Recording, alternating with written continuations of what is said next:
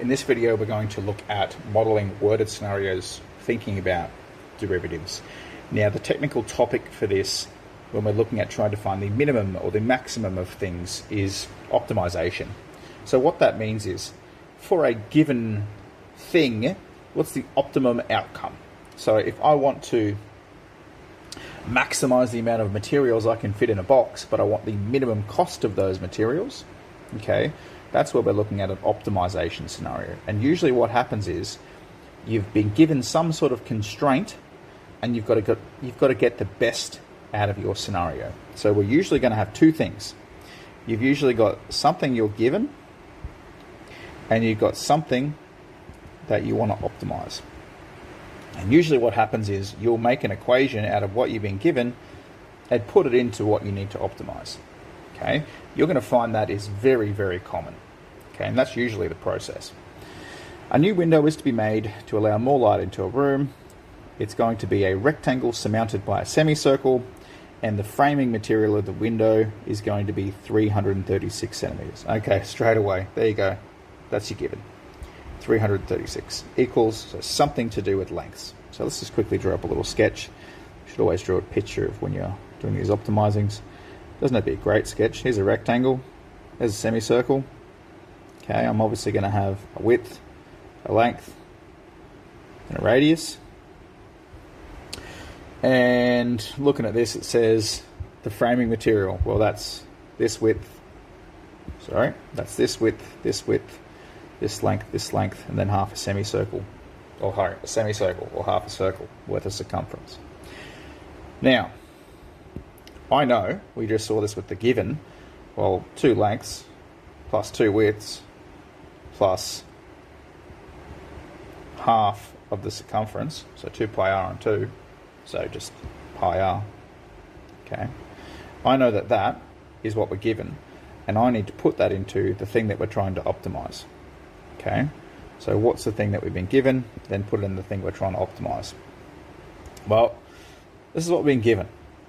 Then part A is saying, hey, let's do something with area. Now, I'm actually not even going to read the rest of this question. Okay. What we're going to do is we're going to think, we want to allow more light into a room. Well, clearly, I want a max area. I want the maximum possible area. So then we'll go back and actually try to read what the question wants from us. Well, let's tidy up this given equation. This is usually the way we start. 2 L's plus 2 W's plus pi r. Well, we know the radius, in this case. The radius here is just half a width. So, really, if the radius is just half a width, we're just going to write radius in terms of W. Now, the biggest hint that we need another equation is we've got 2 unknowns. And whenever you've got 2 unknowns, you need 2 equations. So let's write an area equation. Well, area, in this case, is going to be length times width plus pi r squared on 2. Right, it's half a circle. Wow. Length times width plus pi times w on 2 squared on 2. Now, clearly, I now have 2 equations, 2 variables. I've got an L and a W in both equations. So what we truly want to do here is rearrange one of these and substitute it into the other. If I look over here at this one, that's going to be pretty gross to rearrange. And if I look over at my left one, it's a lot nicer to rearrange. Then thinking, well, what letter do I want to rearrange for? Well, I think it's going to be easier for us to get the L. So what we might do is we're going to go 336, take 2w, take pi w on 2 equals 2l. And then what I've got to do is, if I want now L, is I've got all of this, 336, take 2w, take pi w on 2, all divided by 2. So now I've got an equation for L. So what I need to do is I can take this equation for L and simply substitute it straight in here. So what I'm going to get is A equals 336, take 2w, take pi w on 2, all divided by 2. So I'm going to rewrite that quickly so it doesn't look so yucky. If I was to rewrite that, that'll be over 2, that'll be over 2. This bottom bit over here becomes over 4. Okay. If you really wanted to, you could cancel these 2's out. You could even halve this 336 if you wanted to. Anyway, all of this is our L. So then that is going to get multiplied by W plus pi times W on 2 squared on 2.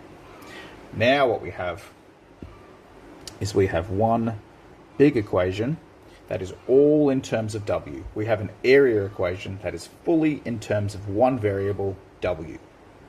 Now, if we are trying to max the area, well, all we would need to do is take this equation and we would graph in our graphics calculator. That's going to give us, if we do that, it'll give us an answer for what W is. In this case, that's going to be the X value. And then it's going to give us what the area is. And if we're in the calculator, that's going to be our Y value. Now actually, let's get back to what the question even wanted. Okay. Show this area is equal to this lovely equation. Well, yeah, sure. Like we could always tidy this bottom equation up here and get to that stage. Sure, we could always tidy that up. We're not going to. Part B, determine the width of the window for which the area is the greatest. Well, there you go. Determine the width of the window for which the area is the greatest. There you go. We didn't even have to read the question to know where the question was going. Okay, that is the most common type of thing that you will ever be asked to do with optimization. It is the most common, and there's usually never any steps before that. That's usually, bang, the first question. Part C, structural limitations mean the width of the window should not exceed 84 centimeters. Determine what the dimensions of the window. Determine what the dimensions of the window of maximum area should now be. Okay, so that means that you would add another restriction to your window.